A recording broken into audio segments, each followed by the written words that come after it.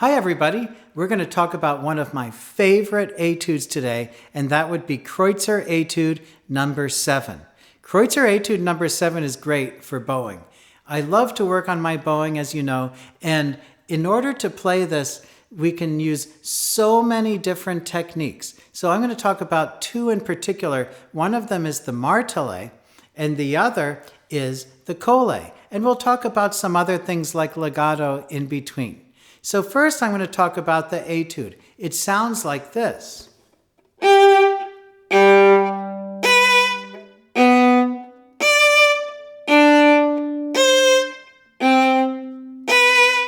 Like that. That's the first measure.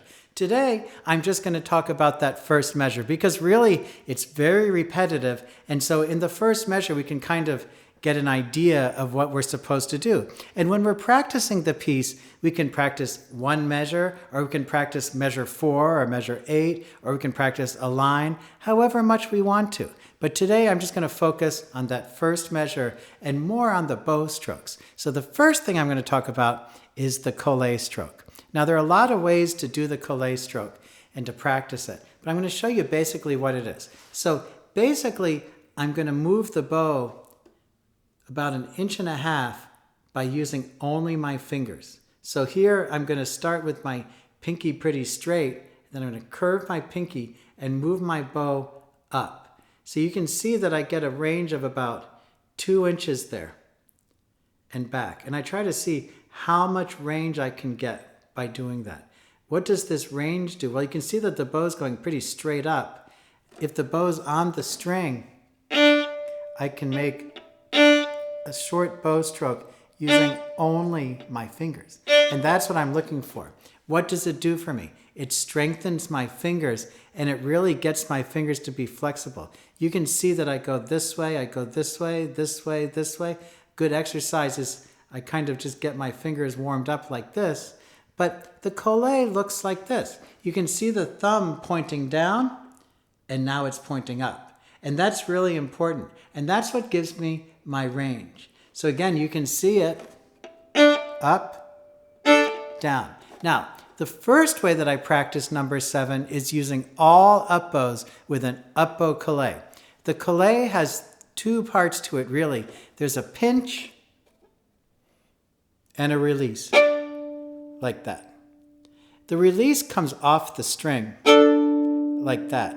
Now we can practice with it on the string just to feel the stroke like this.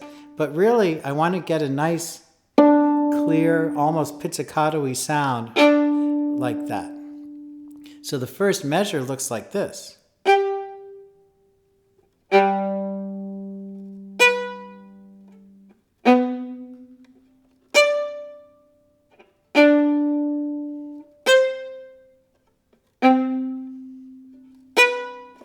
Now you'll notice the components here are that I start with my pinky straight and my hand kind of loaded to go up bow. And then I curve my pinky, and as a result I push my whole hand up this way, including my thumb, so that the bow goes up bow. And then I hold it there. Holding it there is one of the most important parts. One of the things that I see people do when they do this is to go like that. But what's really important is that you have the control to go from here. Now I'm holding steady there, but then I use my fingers to go back like that. So quickly up bow, back, back. Set the bow, make the sound like that. So that's very important. So that's with all up bows. That gives me a lot of strength and a lot of coordination, and it also gets me used to making a very nice pingy sound. Now, let's talk about the down bow. The down bow is kind of similar, except that I get my hand loaded to start from an up bow position, which is with a really curved pinky, and then I'm going to throw the bow down that way and then prepare like this. So it's basically the opposite of doing up bows. So my first stroke, I'm all prepared like this. I have a really curly, curvy fingers with my thumb pointing on the upside. Put my bow on the D string and go down. So it's a bite release. Bite, release. Just like that. So I'm going to do the whole measure there. I get set up, back,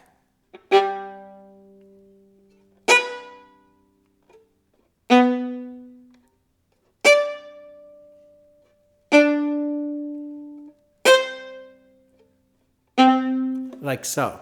Now you'll notice I move my arm very little. I try to use my wrist and my fingers to do everything, which really, really strengthens my fingers and my wrist. And I feel like really tired right now, but in a really good way, like I'm getting a good workout.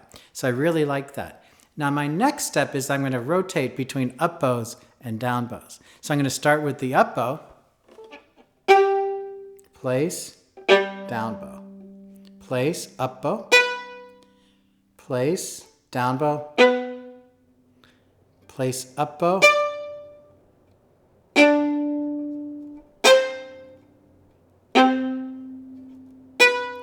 like so.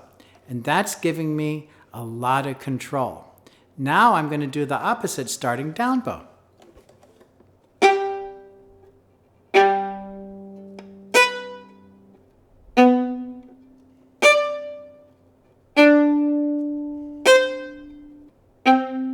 Like so. So now I feel a lot of flexibility and strength in my hand. Now I'm going to try to play legato on the string using the Colla Stroke.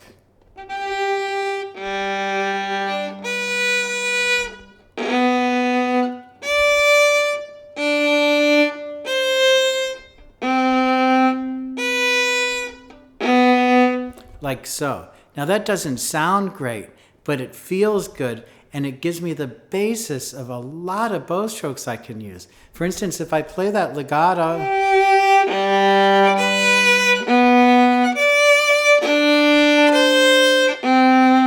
that feels great to play down at the frog like that, so it really helps me.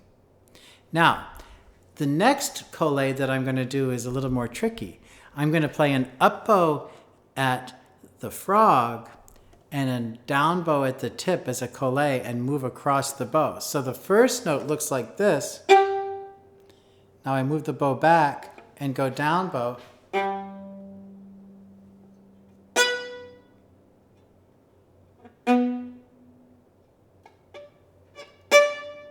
Oops. Like so. And we can do that only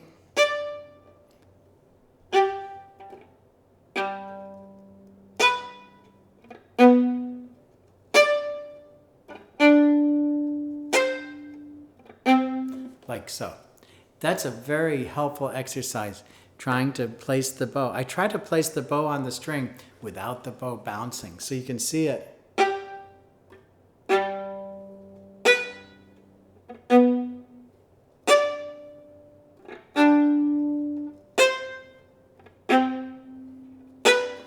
I think it works a little better if I do the down bows at the frog and the up bows at the tip.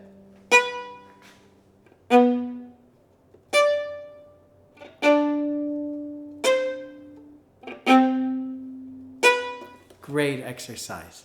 So now when I use a full bow,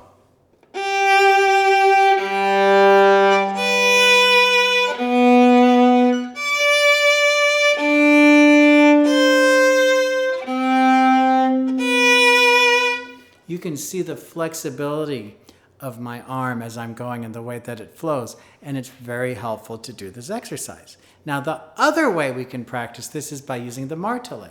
So for this martelé at first, I'm going to use the upper part of the bow, so that's from about half here to the tip.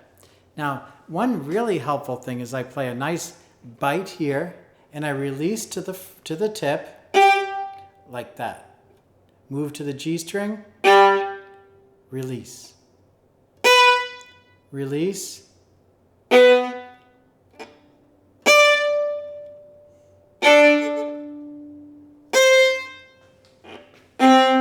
Like so.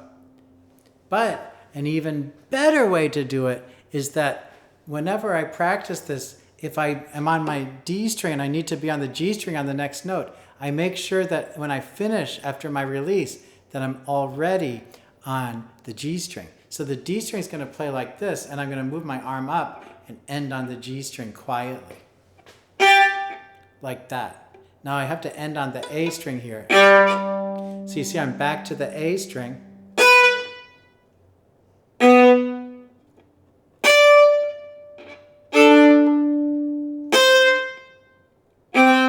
Like so. So that's a great way to do it.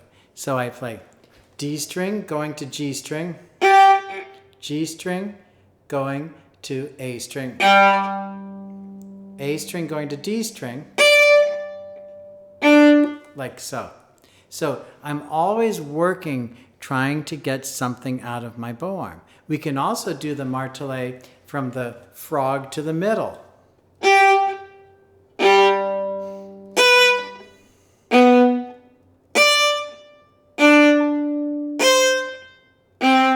Like so. Or we can use a whole bow.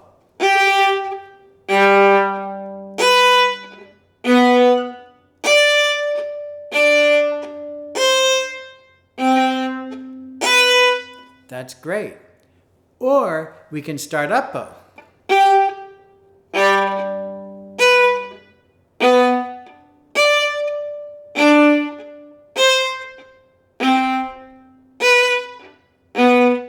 Like so. So that's Kreutzer number 7. Another great way we can practice that is to do 2 notes at a time and using kind of the Colla stroke but smooth.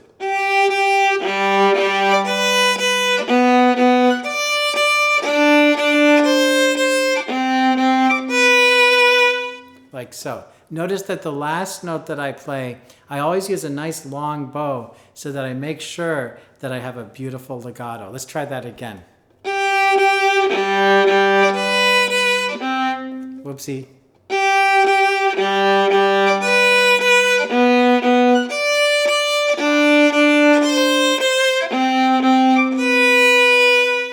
Like that. Or I can start up bow.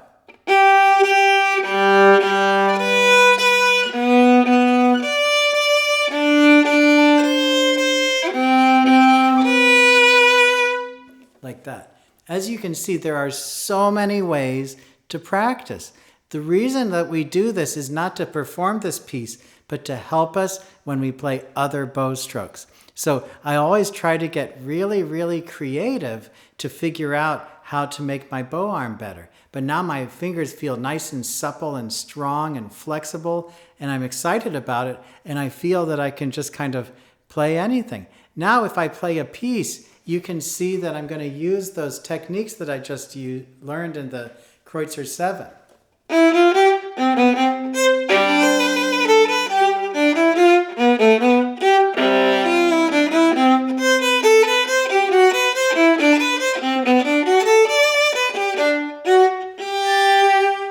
So if you ever wondered how someone's bow arm can be so flexible and strong and easy looking, well, Kreutzer number 7 is definitely a great way to get there. So that, together with those Sevcik études, or the Sevcik bow studies that we talked about last week, that gives us such a great foundation of bowing.